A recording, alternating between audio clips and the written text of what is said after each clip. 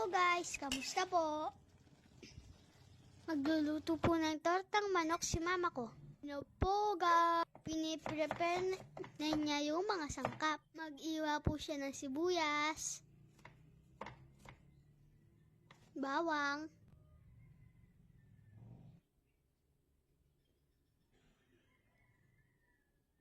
carrots,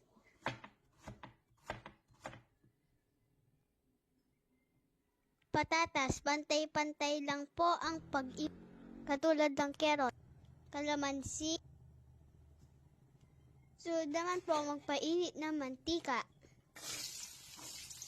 Pag mainit na, pwede na pong ilagay ang carrots at patatas.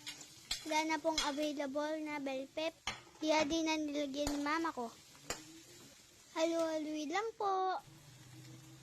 Ayan na po, igisa na po ang giniling na manok. Sunod naman pong ilagay ang aswete, pampakulay para masarap tignan.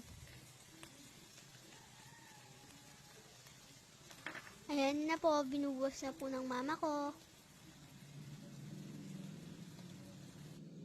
Inilagay na po ng mama ko ang carrots at patata, kalamansi. Sunod ilagay bechin, paminta, toyo. Siyempre branded tayo, Datu Toyo. Yun lang po.